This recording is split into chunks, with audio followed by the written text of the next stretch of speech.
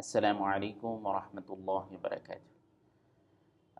কোরআনের কিছু পরিভাষা আহ, আমরা এটার সাথে পরিচিত হব।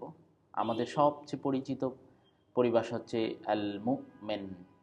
আল মুমিন, যার ব্যাপারে আল্লাহ তাআলা পবিত্র কোরআনুল কারীমের 23 নম্বর সূরায় আল্লাহ তাআলা নামই দিয়েছেন মুমিনুন। একটা সূরা আছে, মানে মোমেনরা, বিশ্বাসীরা। হুম, তো আল্লাহ তাআলা তাদের ব্যাপারে এই আয়াতের শুরুতেই বলছেন কাদ আফলাহাল মুমিনুন, নিশ্চয়ই মোমেনরা সফল। যে নিশ্চয়ই মোমেনরা সফল। তো মোমেন মানে হচ্ছে কি, এটা হচ্ছে বিশ্বাসী। মোমেন মানে হচ্ছে বিশ্বাসী। বিশ্বাসী, এই মোমেন শব্দটা কিন্তু আল ইমান থেকে এসেছে। কোত্থেকে আসছে? ইমান থেকে। এই ইমান যেমন ধর্মীয় ক্ষেত্রে অনেক ইম্পর্ট্যান্ট। আল্লাহ তাআলার কাছ থেকে জান্নাত লাভের জন্য, সফল হওয়ার জন্য, চূড়ান্তভাবে সফলতার লাভের জন্য ইমান অর্থাৎ মুমিন হওয়া যত জরুরি, জীবনের প্রতিটা ক্ষেত্রেই মানে মুমিন হওয়া, ইমান থাকা জরুরি, বিশ্বাস থাকা। এই মুমিন শব্দটা ইমান থেকে আসছে, যার মূল শব্দ হচ্ছে আমনুন। এই যে আমনুন, যার মূল শব্দ কি? আমনুন।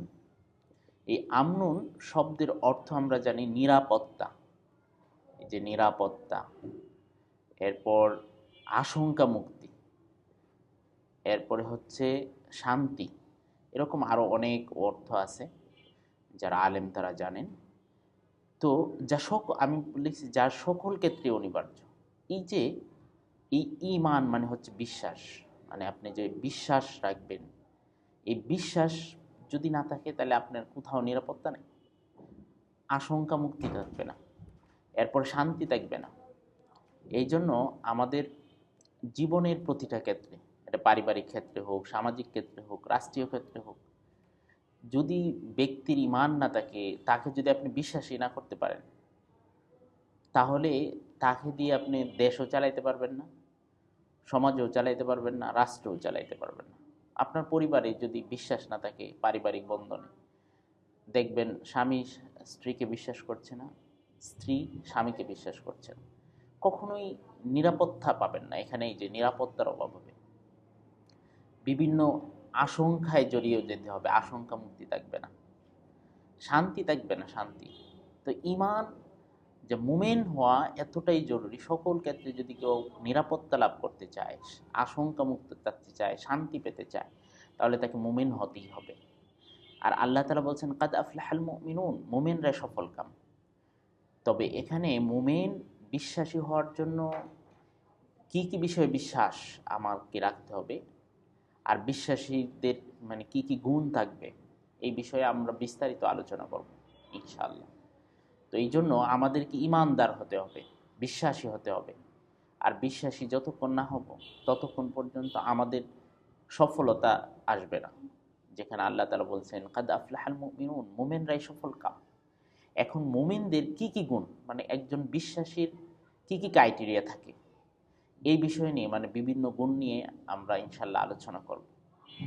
আর বিশ্বাসী ব্যক্তি ব্যতীত আপনি যদি বিশ্বাসী না থাকে, বিশ্বাস যদি না থাকে, তাহলে কোথাও আপনি নিরাপত্তা পাবেন না, শান্তি পাবেন না। এই জন্য আমরা আমাদের দেশ, সমাজ, পরিবার, রাষ্ট্র, সকল ক্ষেত্রে যদি আমরা এই নিরাপত্তা পেতে চাই, যে নিরাপদ, আশঙ্কা মুক্ত থাকতে চাই, যদি চূড়ান্ত পর্যায়ের শান্তি পেতে চাই, শান্তি, তাহলে আমাদেরকে মুমিন হতে হবে। এই মুমিন হতে হবে, মুমিন। আর মুমিন হলেই এই মুমিনুনের অন্তর্ভুক্ত হতে হবে। আর একজন মুমিনের কি কি গুণ থাকবে? তাদের সবচেয়ে বড় গুণ হচ্ছে তারা মানুষের ক্ষতি করবে না, তারা নিরাপদ। অন্য মানুষ, সকল মানুষ তার কাছ থেকে নিরাপদ থাকবে, তারা আশঙ্কা মুক্ত থাকবে সবসময়। অন্য মানুষরা সবসময় করবে না, ওই লোকের কাছে কোনো আমার বিপদ নাই। তো এই জন্য এই দেশকে, এই জাতিকে, সমাজকে বাঁচাইতে হলে আমাদের ইমানদার হতে হবে। ইমানদারদের সাথে আমাদের বন্ধুত্ব করতে হবে, ইমানদারদের হাতকে শক্তিশালী করতে হবে। তাহলেই আমাদের জীবন, সমাজ, রাষ্ট্র সব কিছুই সুন্দর হবে। আমরা পর্যায়ক্রমে এই নিয়ে আলোচনা করবো। আসসালাম।